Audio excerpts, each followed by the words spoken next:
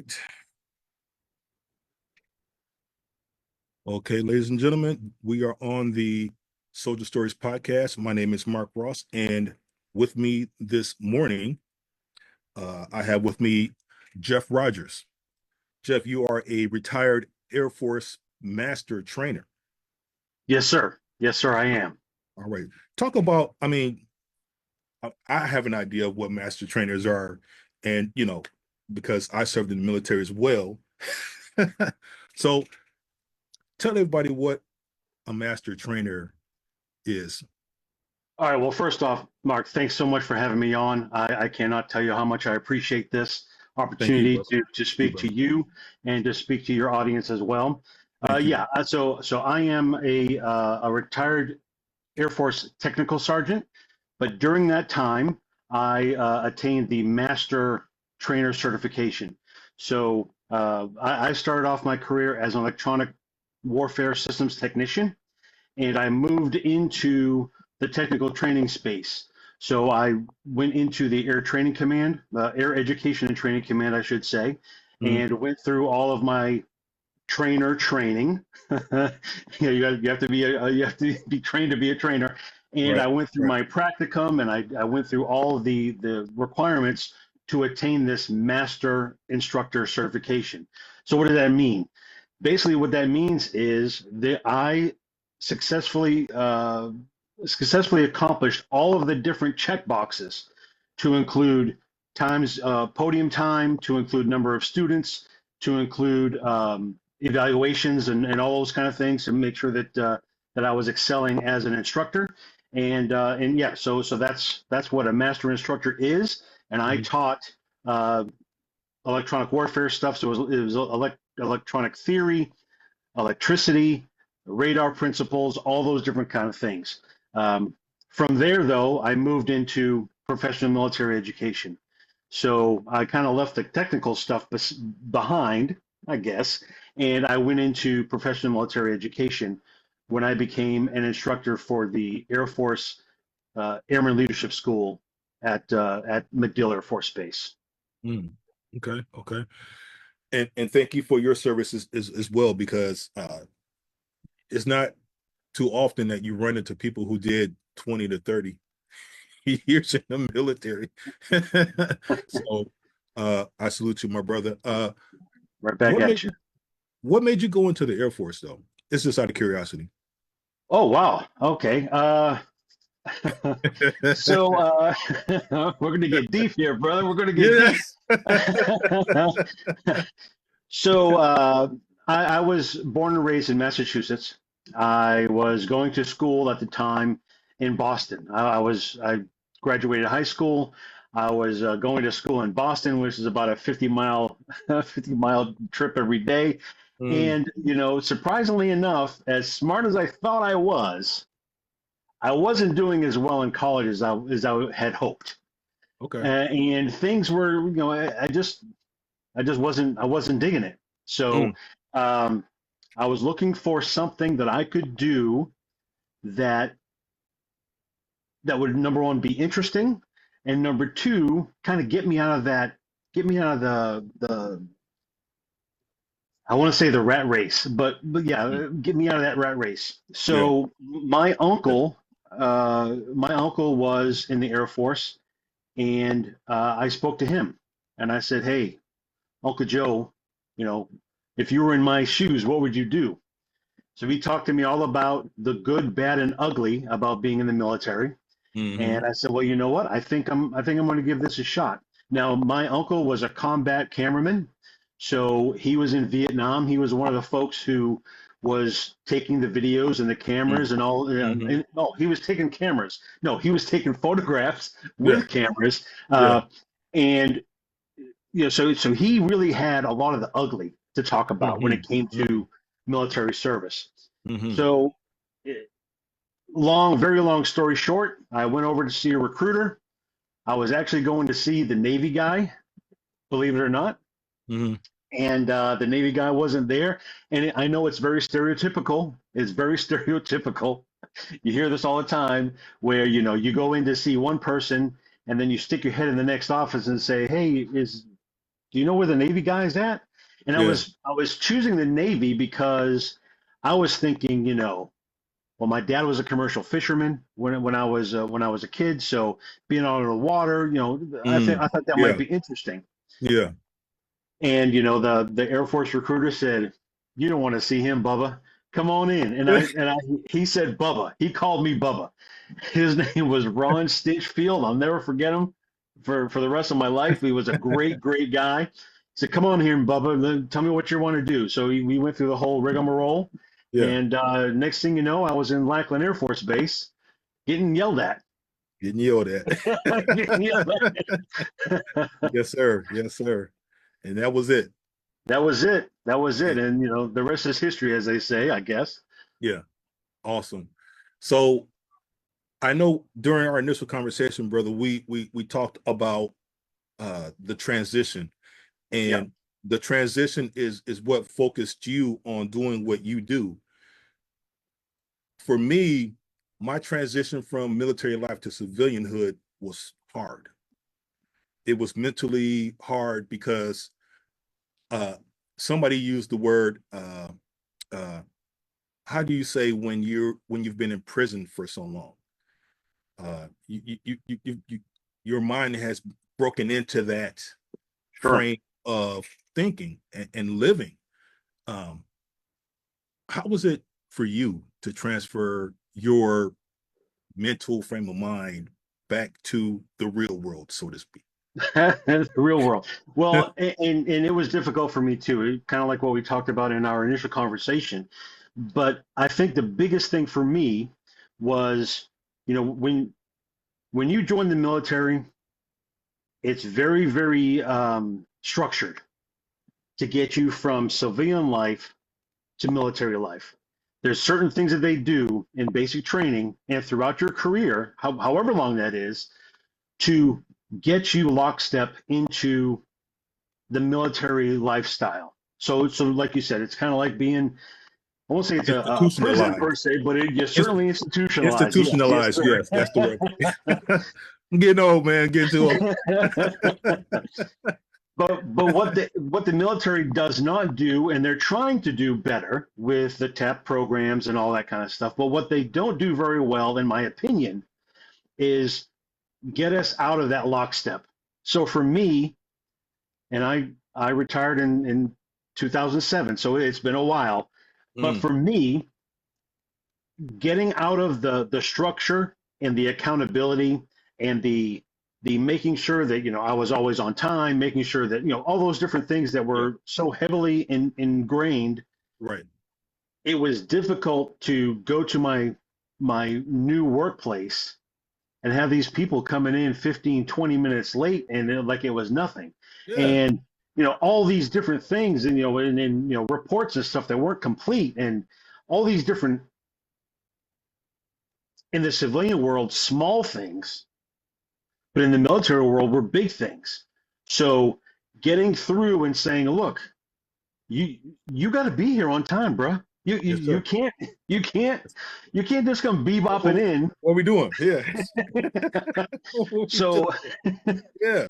I had one guy that was working with me, and he would come in, clock in on time, then he would go down to the cafeteria area, and he Mhm. would sit there for a half an hour, just drinking his coffee, having a grand old time, you know, shooting a breeze and all that kind of stuff.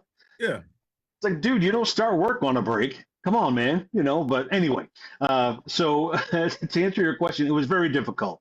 It was very difficult for me to break out of that lockstep accountability. Hmm. You know, you're accountable for not only yourself, but you're accountable for other people. You have to Hmm. make sure that the mission is getting done, and that was very difficult for me. And Yes. while I was working every day, and I had a you know a steady paycheck coming in and all that, deep down, I was lost. I didn't know how to I didn't know how to get from I didn't know how to cross the bridge to get from the lockstep to the hokey pokey, and so it was very difficult, I and it get it. took a long time. I get it. Did it take a toll on you mentally in Oh, terms of developing PTSD, some uh, sort of knee-jerk response? yes, yes, it did. I think that it took a heavy toll on me because, as I mentioned, the accountability that was so deeply ingrained in me and all of us who served in the military, having that just kind of thrown away like it wasn't important. Having timeliness, having attention to detail, all those things that were ingrained in us just kind of thrown away Mm, made me think, well, what did I just spend 20 years of my life doing? I was in the military for 20 years doing all these things, doing everything I could to step up the ladder. mhm, And now I'm supposedly at the pinnacle. I've retired. I'm out.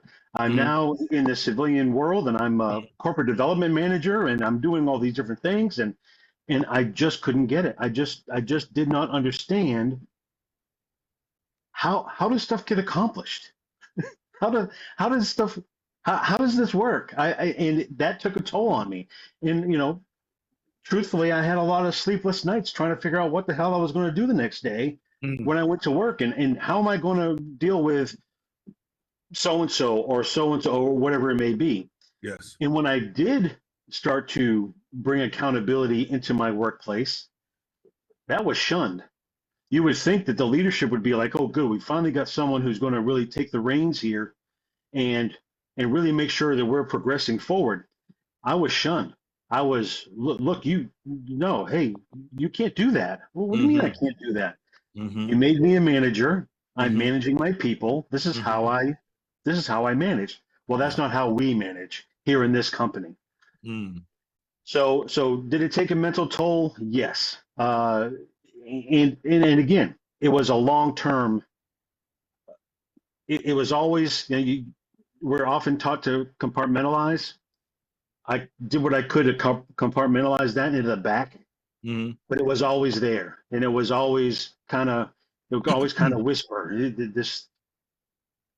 this isn't right, or you ain't gonna make it. Right.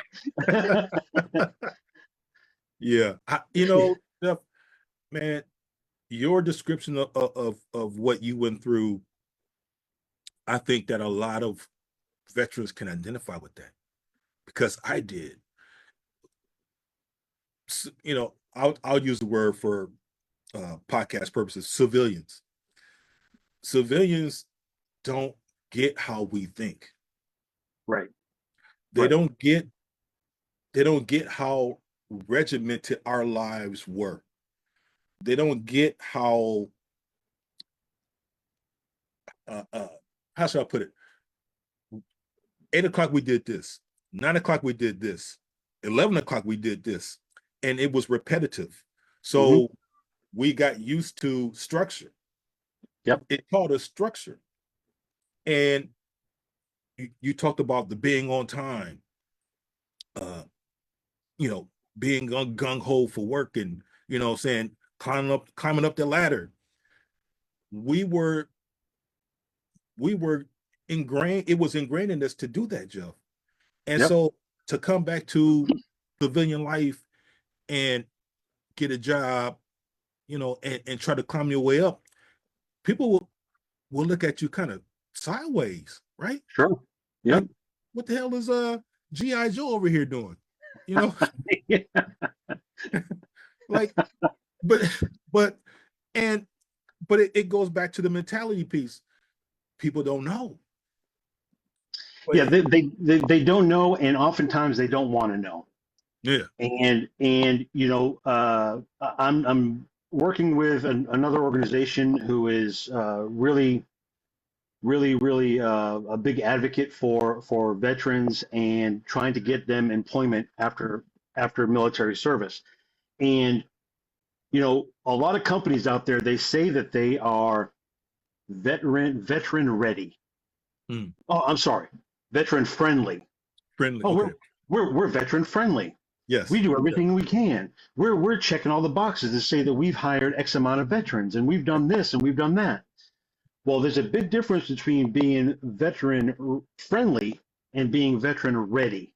Mm. And that is the difference that I think that a lot of companies are now starting to realize that if you have companies like, and I'm going to, like USAA, for example, they're a great veteran-friendly, ready organization because Yes. it's all about the military for USAA. It's in Correct. there. It's service members. Right. It's the service members of America or whatever it is. Correct. So that's a big difference between a company like USAA and I'm not going to talk about a negative company, but and one of those not so friendly companies. And those not so friendly companies, they can sure go ahead and check off the boxes to say, well, I hired 10 former military people last year. Aren't I great? Well, if you're just looking for the numbers, Right. that's not really helping anybody No. because now that veteran is just a number. Mm-hmm. It's just a way to get that, I don't know if they get subsidized or whatever it may be, and I think they may, but if that's all it's for, then they don't care and they don't want to know that we have a structured past and that we're regimented and we want to make sure that everything is exactly how it's supposed to be according to your rules, Yeah. you know, Yeah. boss in the company. These are your Yeah. rules. I'm Yeah. trying to keep it in there. So yeah, you're right. They don't understand. And I think that many of them don't care to understand because they're not looking at us as former military folks as the valuable commodity that we are. Mm-hmm. Mm-hmm. We come with so much background, so much experience. We're not just the person who wore stripes or wore bars on our shoulders, Right. but there were so many things that we did outside of our normal job that was, extra duties and, additional duties. And, I was the safety NCO and I was this NCO and all those different things that makes you a perfect candidate for awesome jobs. But Mm-hmm. I'm sorry. I need to step down Oh, off my oh, soapbox. man, Let me listen. step down. Let me step down. Right. Let's readjust. Let's readjust. Get the hat. Yep. Yeah. Hey, brother Jeff, I get it. I get it, man. And it was always a struggle, you know, being the one that likes to show up on time, and I prided myself on, looking good, working, Yep. doing the best I can, being friendly, whatever. And like you said, other people, it's just like, who's this guy? And I couldn't relate to a lot of people. I And don't when they're saying who's this guy, it's because they're threatened. know. Mm, They know, man, this freaking Mark guy's coming around. He's being all friendly to everybody. yeah, He's coming in. I come in at 10 past 8 in the morning. Dude's been here for half an hour. He's making me look bad. yeah, He's being friendly with everybody. They're not friendly with me. Now they're friendly with Mark. yeah. He's a jerk. You're right. That's the story of our lives, brother Jeff, man. Yeah. But but yeah, let me ask you this. You have a book called After the Uniform. Yes, sir. Talk about that book, brother. Okay. So first off, let me say that After the Uniform is not it's not my story. It's a culmination of stories. It's a guide. At least I was intending it to be a guide to help people through this transition. So yeah, it's After the Uniform. It looks just like this. Yep. I Yep. just happen to have one right here. Good. And it's intended to be a guide. So we start out with, recognizing that it's a new world and you have to do what you can to ease yourself through this transition. And it's not very easy. So, some of the folks that I've talked to about my book, they say, well, geez, Jeff, you retired back in 2017. We're talking about, I'm sorry, 2007. We're talking about almost 20 years ago. What could you possibly know now about what it's like after the uniform? Because you've been out of the uniform so long. And my answer is, you just answered my question. Mm-hmm. You just answered that question because Mm-hmm. I have been out for so long. I've learned through trial and error, mostly error, I might add, Yes, yes, yes. what it takes to finally get to the point where I feel comfortable with myself as a former military member and someone who is now fairly successful in the civilian life. So I've gone through the gyrations, I've gone through the tribulations of not knowing what the heck to do next. What am I going to do tomorrow when so and so comes in late again? What am I going to do when I can't meet this suspense that I've been given because I'm not getting the support that I need? In the military, that was pretty simple. Mhm. Hey, sir and so, this is what I need, and you need to make it happen. Yeah. Boom, and that was it. Well, in the civilian world, it just doesn't work that way, No, as you know. So no. after the uniform is intended to be a guide, and it talks about our service, the resilience that we need to hold on to, because we shouldn't feel like we need to throw all that stuff away. Mhm. Everything that we learned in the military is so valuable in the civilian world. It's just that, as you mentioned earlier, people just don't understand. So we have to take the initiative and to help them understand. And the way that we do that is not by changing their minds, but by changing the way that we operate, the way that we do things, so that people will say, aha, Jeff's all right. Mhm. Mark's all right. Mhm. And that's what this book is all about. So Good. everything from getting back and reintegrated with your family, your even your wider family, especially if you've been deployed or you've taken remote assignments, coming home is not always it's not always the same. Nope. And No. we mentioned this in our previous conversation. I went on two remote assignments. The first of which, my kids were very young. My two sons came home, no big deal. It was almost like I never left because they were very young. Mhm. But when I left again some 10, 12 years later, they were a bit older. So when I Yeah. came home, I was a stranger in my own house. Yeah. It wasn't intended to be that way, but my wife had to, and thank goodness that she did. But she had to create her own rituals and her own style of doing things and making sure that this was done at 8 o'clock and 9 o'clock and 11 o'clock and all those things. Yeah. And I come back and I'm like, hey, I'm home. And she's like, hey, it's eight Hey. o'clock. We do this. 9 o'clock, we do this. And 11 o'clock, we do this. Yeah. Yeah. Yeah. And the kids are older. Yep, yep. And it may not seem like a big deal, but that 1 year, for my oldest son especially, that was a very pivotal time in his life Yeah. as a senior in high school. Oh yeah. So it was the book is intended to help us, even those of us who maybe have been out for a while, to kind of get through that transition, even if it's been 10, 15, 20 years after, because it took me a long time to figure out what it was all about and how to get that semblance of normalcy. Excuse me. Yeah, I understand. So, from your experiences of working with veterans, navigate through uh, being in the military to being a civilian, what what were the the roadblocks that you came across in helping them?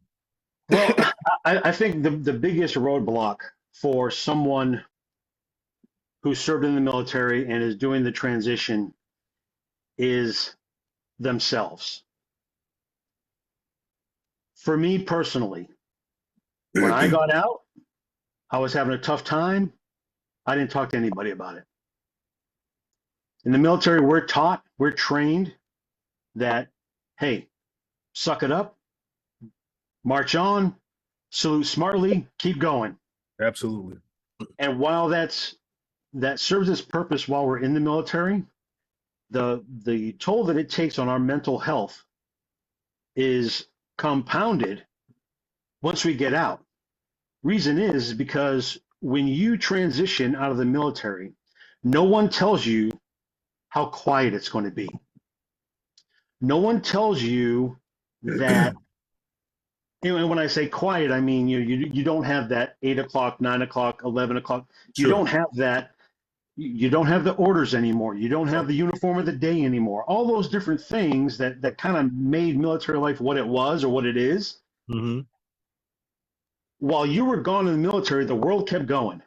Yeah. And now you get out and you're like, okay, You got to catch up. you got to catch up. It's a Yeah. conveyor belt, and that sucker's rolling. And you either get on or Yeah. you just, and so we feel stuck. We feel stuck saying, well, this is as good as it gets. Talk to someone? No, I don't need a. Yeah. Uh, Buddy, I'm good. I'll figure it out. I figured it out for 20 years. Yeah, it's all good. I mean, therapy. Uh, Only weak people go for therapy. Only weak people talk to a counselor. Only weak people. Give me Well, a drink. Yeah. Give me a drink and I'll be all right. yeah, And yeah. that one That's the drink worst. turns into two, two drinks turn into four, Yeah, four drinks turn into a bottle. that bottle turns into. I don't remember the last year and a half of my life. I'm telling Sure. you, brother, I've been down that road. Yep. I've been on that road, and that's why I asked that particular question, because everything you just said, that was me. That was me too. And I would venture to say it's a lot of the folks who are watching us right now. And it's those folks who need they don't acknowledge it, but they really need some sort of assistance. It could be anything from just talking to a buddy to talking to someone that you trust, or it could be talking to a total stranger because that stranger doesn't have any skin invested in the game. Mm-hmm. Excuse me. So that can be very, very valuable as well. Mm-hmm. So now I'll go ahead and say this. So, in my civilian world, I'm a change management practitioner, and one of the things that I talk about in any kind of change is that there are 20% of whoever's going through this change. If all the people get out, 20% of those people are ready to go. They've done their homework. They've done everything they need to do. At least they think they have. They're prepared. They studied. They did all that. They got a degree. They got a job. They got all that. They think they got it going on. And then you've got 20% on this side who didn't do squat. They didn't do anything. Mm-hmm. They're just here for the ride. I don't know if this is going to work or not, but I'm getting out, and I'll figure it out. Both of those 20%, 40% in total, there's not a whole lot we can do to help them because these folks have already made up their mind. It doesn't matter. I'm just going to figure it out. And these folks have already made up their mind that they've got it going on. Mm-hmm. That 60% in the middle, those folks in the middle, those are the ones that they care so much. They want to be successful, but they find the most difficulty because they're being pulled in either direction. You've got other buddies who got out with you. They're like, man, I'm just sitting around. I'm playing video games all day. Yeah. And you got the other folks who are saying, man, I am working my butt off. I'm working more than I was even in the military when we were working 60-hour and 80-hour weeks. I'm working even more than that now. So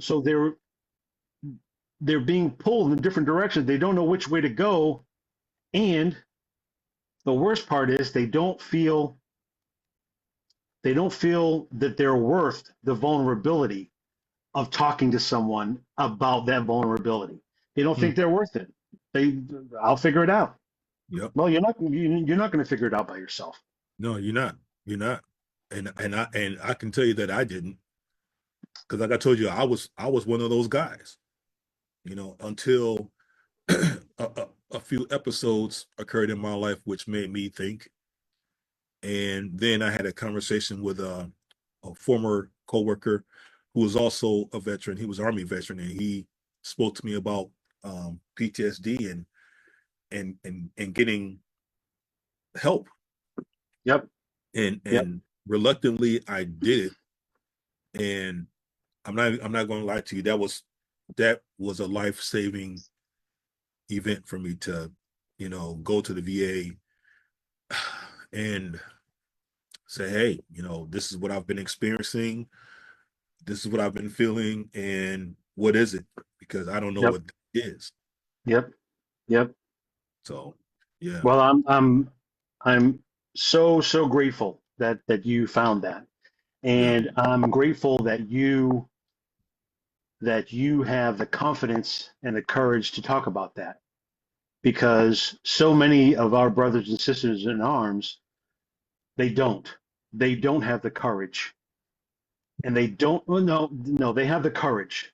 They just don't have that push to go ahead and do that. The courage is there. They just need to open it up. They just need to open the door and get there. Mm. And the thing that's also important, at least from my perspective, is it's not just the veterans who are dealing with this transition. Their family members, Mm. their children. Mm. When you're in the military and you've got a family, it's not just you in the military. It's that whole family. It's even the outskirts of your family. Mm-hmm. That when you come home and you don't have the uniform on anymore, people who are in your family maybe don't even know how to talk to you anymore. They don't know how to deal with you anymore. Deal with you is a bad way to say it, but they don't know how to interact with you anymore, because maybe while you were in, that's all you talked about. Mm-hmm. Maybe that's all it was that you talked about. So how many planes did you fix? Hey, how many deployments you've been on, or whatever. So now that you're out, well, now what am I going to talk to Jeff about? He's not fixing planes anymore. He's not in classes anymore. What am I going to talk to Jeff about? Right. So it's much more than yourself, and because it's much more than yourself, you've got to take the time. You've got to take the chance to go out and get the help that you probably need. Amen to that. You also have a program called Strengthen the Positive, correct? Yes. So, so after the uniform was kind of a second thought, if I'm being truthful. I started my journey in December of 2020. I want to say. I think it was. I know it was during the pandemic, and I started a TikTok page, and my overriding message on my TikTok channel or page was accentuate the positive, eliminate the negative. So it was all about challenging people to do even the small things that were positive to help them feel better about themselves, and also squash some of that negativity. Because as you recall, a lot of negativity was going on around that time. I'm thinking it might have been just after, but anyway, the timing doesn't really necessarily matter at the moment. So accentuate the positive, eliminate the negative. So I was doing, and I was not a TikTok influencer by any stretch of the imagination, but it got me to thinking.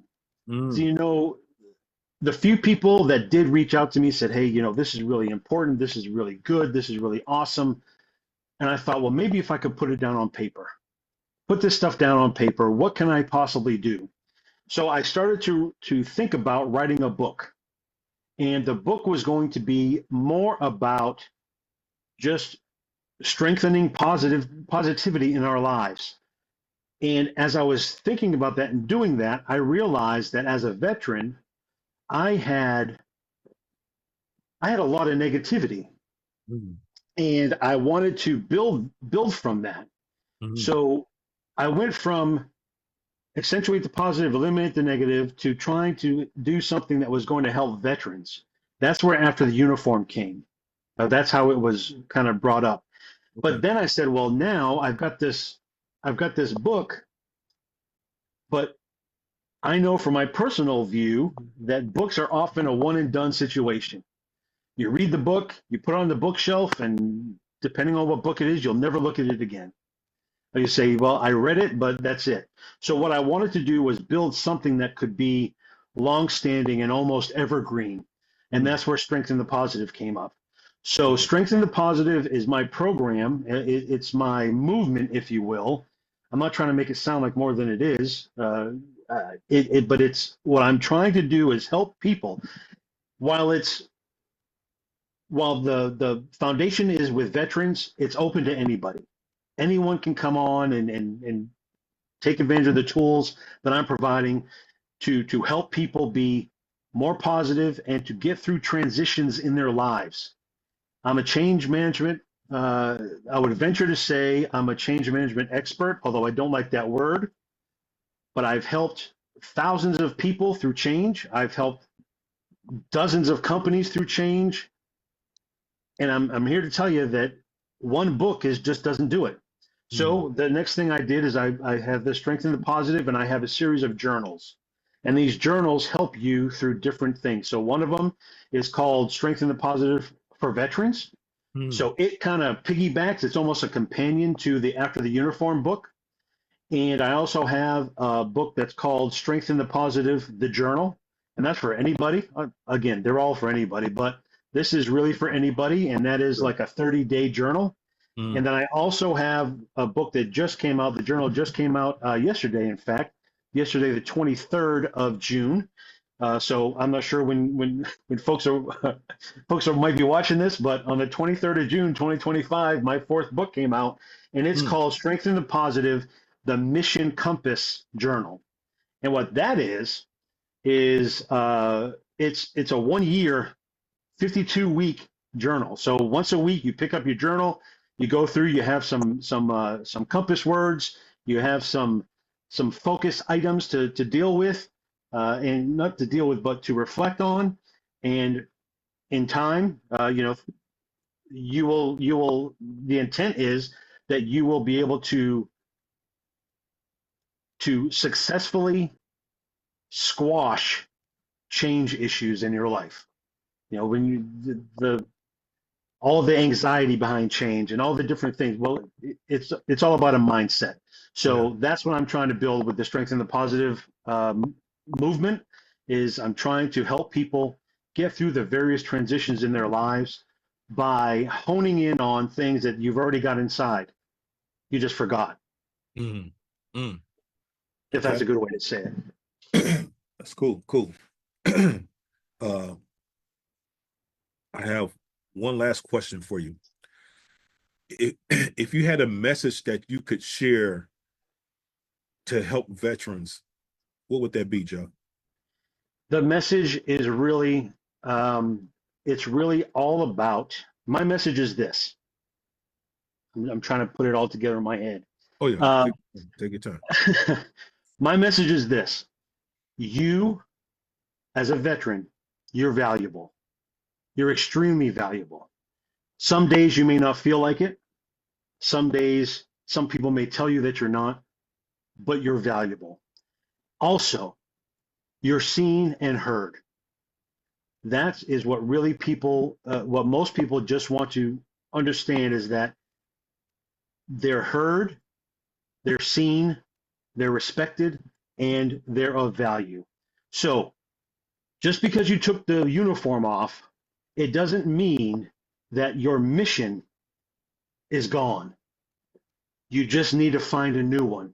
You need to find something that is going to, now it can be a job, sure. It can be your family life. It can be a hobby. It can be a multitude of different things, but the mission isn't over. Your mission is not over. You just need to redirect what your mission is. So, I always tell people that there are so many things that you learned in the military. I talked about it briefly a few minutes ago. Hey, you were the safety NCO. Hey, you were this NCO. You were the supply officer for the squadron or for the platoon or whatever it may be. that is so much different than your MOS or your AFSC, depending on which service you were in. So lots of times when people are looking for that next job, they say, well, geez, I was an electronics guy, aviation. In my job, I had to make sure that planes couldn't see, I'm sorry, the enemy couldn't see our planes coming. Mm. That's not very applicable for Delta Airlines. That's an example. Right. So there's so many other Apples things. and oranges right there. There are so many things that we as veterans have, all the experiences that we have. Don't let anyone tell you that you're not worthy. Don't let anyone tell you that you can't succeed, because you can. But you've just got to sometimes just shift your mission just a little bit. Mm. Awesome. How can people contact you, Jeff? Well, if I've got this right, yeah. Up here, this is my Yep. this is Yeah, my you're website. right side. Yeah, yeah. My website is strengthenthepositive.com. I am also on LinkedIn, Jeff G. Rogers on LinkedIn. You can also find me on Instagram, Strengthen the Positive 1 on Instagram, because someone else took Strengthen the Positive. Oh, goodness. Son of a biscuit, but that's all right. So that's where you can find me. I encourage everyone to reach out. Let me know if there's anything I can do for you. If there's anyone who is looking to collaborate with a crazy bald guy who does his best to help people, Right. let me know. And also, if you're looking for my books, they are all available on Amazon. Right now, I'm going to get them on some other platforms as well. Awesome. Jeff Rogers, it has been a pleasure to take the time to speak with you about your mission. And I salute you, sir. I salute you. Right back at you, sir. And we need to keep it going.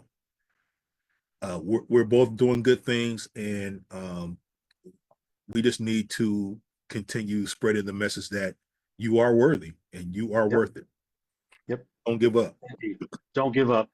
Yeah. Don't give up. Don't give up, brother. Don't give up, sister. Keep moving, keep striving. Yeah, just keep moving. And and what I always close everything off with is I have this little phrase I always say. It's take care, be well, and go slow. The first one is take care. So take care of yourself. Yes, sir. Make sure you do everything you can to make sure that you take care of yourself, whether that's mentally, whether that's physically, all those things. Be well is helping those around you. So you take care of yourself, you be well, and make sure that everyone around you is good, because when they're good, you're going to be well. Good. That's right. And lastly is go slow, because there's a much deeper meaning. We don't have time for that right now, but go slow, because sometimes it's just baby steps. Yeah. And those baby steps is all it takes to get to a marathon. I got you. Jeff, you have yourself a good rest of your day, sir. You as well. All right. Take care, brother. Take care, my friend. All right. Bye-bye. Bye-bye.